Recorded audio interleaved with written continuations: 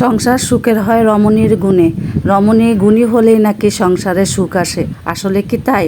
আমার কাছে তো তা মনে হয় না। আসসালামু আলাইকুম দর্শক, সবাই কেমন আছেন? আশা করি যে যেখানে আছেন আল্লাহর রহমতে ভালোই আছেন। আমিও আলহামদুলিল্লাহ আল্লাহর রহমতে ভালো আছি।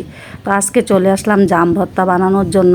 এই ভর্তাটা আমি আপনাদের সাথে শেয়ার করতাম না, কিন্তু এই জামগুলো এত মজা ছিল, আমি ভাবলাম যে আপনাদের সাথে শেয়ার না করলে নাই হবে। কারণ এগুলো আমার গ্রামের বাড়ি থেকে আমার এক চাচা শ্বশুরের গাছ আছে, ওইখান থেকে আমার হাজব্যান্ড কিনে এনেছে। তো কুমিল্লাতে তো 300 টাকা 400 টাকা করে কেজি জামের, ওখান থেকে 100 টাকা করে এনেছে। আমার মনে হয় এই জামগুলো এত মজা, এগুলো 200-300 টাকা করে হলো মানুষ কিনে খাবে। তো এই জামগুলো আর এক একটা জাম অনেক বড় বড়, আর একদম কষ নাই, একদম অনেক মিষ্টি। মানে আমার বাচ্চারা তো সহসায় টক কিছু খেতে চায় না, ওরাও এত পছন্দ করেছে। 3 কেজি জাম এনেছে, মানে 2 দিনে সবাই খেয়ে জামগুলো শেষ করে ফেলেছে। আর আমার হাজব্যান্ড তো উনি ভাত খাওয়ার আগে খায়, ভাত খাওয়ার পরে খায়। ওনার কাছে নাকি এত মজা লাগে জামগুলো, খালি খেতেই ইচ্ছে করে। তো আজকে আমি আমার বানানো কাসুন্দি দিয়ে, তারপরে শুকনো মরিচ পোড়া দিয়ে এই জামের ভর্তাটা বানাচ্ছি। এই জামগুলো ভর্তা বানানো ছাড়াই অনেক মজা, আর আমি এটার মধ্যে একটুও চিনি দিই নাই, কিন্তু জামগুলো খেতে এত মজা লাগছে, ভর্তাটাও খেতে অনেক মজা লাগছে। তো তাই এই জন্য আপনাদের সাথে শেয়ার করলাম। এই যে বললাম না, সংসার সুখের হয় রমণীর গুণে, আজকে এই জিনিসটা নিয়েই কথা বলবো। তো একটা স্বামী যদি সংসারে যদি সে কর্ম না করে, সংসারে যদি টাকা উপার্জন করে না আনে, তার সংসারে যদি কোনো কিছু বাজার না করে, খরচ না করে, তাহলে সেই সংসার কিভাবে সুখী হবে? একটা সংসার গড়তে হলে স্বামী স্ত্রী দুজনেরই অবদান অনেক বেশি। কারণ স্বামী বাহির থেকে ইনকাম করে আনবে, আর স্ত্রী ভিতরে সব কিছু সঞ্চয় করে সুন্দর করে সংসারটাকে পরিপাটি করে গুছিয়ে রাখবে। তাহলেই তো সংসার সুন্দর, সংসার সুখের হবে। তা না হলে একতরফিয়া কখনো সংসার সুখের হবে না। স্বামী অনেক স্বামী দেখা যায় ইনকাম করে কিন্তু স্ত্রীকে বিশ্বাস করে না, বাহিরে অনেক টাকা পয়সা খরচ করে, কিন্তু স্ত্রীদের বেলায়, সন্তানদের বেলায় খরচ করতে চায় না, ঠিকমতো বাজার করতে চায় না, ঠিকমতো খাওয়াতে চায় না, কিন্তু বাহিরে মানুষকে খাওয়ায়। তো তখন ওই স্ত্রীর কীভাবে গুণবতী হবে? সে হাজারো গুণবতী হোক, হাজারো কিছু করুক, কিন্তু সে তো টাকা ছাড়া কোনো কিছুই করতে পারবে না। স্বামী যদি কর্মঠ হয়, স্বামী যদি স্ত্রীর কথা শুনে, স্বামী যদি সেই সংসারে সুন্দর হয়ে চলে, স্বামী স্ত্রী একে অপরকে বিশ্বাস করে, একে অপরের সাথে মিলেমিশে চলে, তাহলেই সংসার সুখের হবে।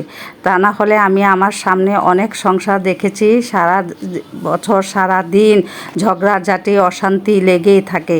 কারণ ওদের খাওয়ারও কমতি নেই, পড়ারও কমতি নেই, তারপরও ওদের অশান্তি। কারণ স্বামী স্ত্রী একে অপরকে মানতে চান না, একে অপরকে বুঝতে চান না। তাই আমি বলি, আর সবসময় স্বামী স্ত্রী একে অপরকে বুঝতে হবে, স্বামীও স্ত্রীকে ইজ্জত দিতে হবে, স্ত্রী স্বামীকে ইজ্জত দিতে হবে। তারপরে স্বামী যদি কর্ম করে এনে স্ত্রীর হাতে দেয়, তারপরে সেই স্ত্রী সব কিছু সুন্দর করে গুছিয়ে রাখবে, তাহলেই আমাদের সংসার সুখের হবে। তো দর্শক, কথা বলতে বলতে এখন রান্না করতে চলে আসলাম। তো আজকে রান্না করতেছি করলা দিয়ে, ডাল দিয়ে ভুনা করতেছি। তো করলা আর ডাল একসাথে আমি পেঁয়াজ কাঁচামরিচ দিয়ে তেলের মধ্যে দিয়ে ভালো করে কিছুক্ষণ নেড়ে চেড়ে তারপর ডালটা হয়ে আসলে নামিয়ে ফেলবো। আর এখানে আমি মাছ রান্না করব, এই জন্য এখানে আমি সব মশলা দিয়ে, পেঁয়াজের মধ্যে সব মশলা দিয়ে ভালো করে কষিয়ে নিচ্ছি। আর এখানে মানে কয়েক রকমের মাছ আছে, এগুলো গ্রামের বাড়ি থেকে আনা হয়েছে। আমার হাজব্যান্ড তো গুড়া মাছের পাগল, এইসব মাছ উনি খুব পছন্দ করে, বাইং মাছ, ট্যাংরা মাছ এগুলো অনেক পছন্দ করে। তো উনি গ্রামে গেলেই পুকুর থেকে মাছ ধরে, তো এই ধরে নিয়ে আসে। তো এগুলাকে আমি ভালো করে ভেজে নিয়েছি, ভেজে এখন আমি মশলাগুলোকে ভালো করে কষিয়ে নিয়েছি। তো একটু হালকা ঝোল দিয়ে তারপরে এগুলাকে আমি নামিয়ে ফেলবো। আর এখানে আমি শুটকি ভুনা করব। একটা বড় কি শুটকিটা আমি জানি না, একজন চিটাং থেকে আমাকে দিয়েছিল। তো ওই শুটকিটা আজকে ভুনা করবো। তো বড় বড় রসুন দিয়ে, তার হলুদ মরিচ লবণ দিয়ে, তেল দিয়ে মশলাটাকে ভালো করে কষিয়ে শুটকিগুলো দিয়ে দিলাম। তো শুটকির এখানে মাথা যা কিছু ছিল সব কিছুই আমি দিয়ে দিয়েছি। তো দর্শক, রান্না করতে করতে আমি আমার রিকোয়েস্টটা করে রে, আমার ভিডিওর এই পর্যন্ত যারা দেখেছেন এখনও একটা লাইক দেননি, প্লিজ একটা লাইক দিয়ে দিবেন, বেশি বেশি শেয়ার করে দিবেন, আর কমেন্ট কমেন্টে আপনাদের মূল্যবান মতামত জানিয়ে যাবেন আর আমাকে একটা সাবস্ক্রাইব করে দিবেন। যারা এই পর্যন্ত সাবস্ক্রাইব করেছেন আপনাদেরকে অনেক অনেক ধন্যবাদ।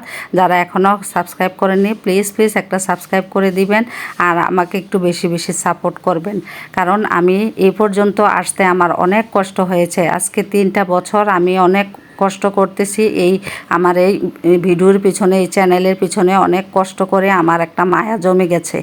এখন আর মানে এতটুকু চেষ্টা করে এখন আর ছাড়তে পারবো না। আল্লাহ হাফেজ।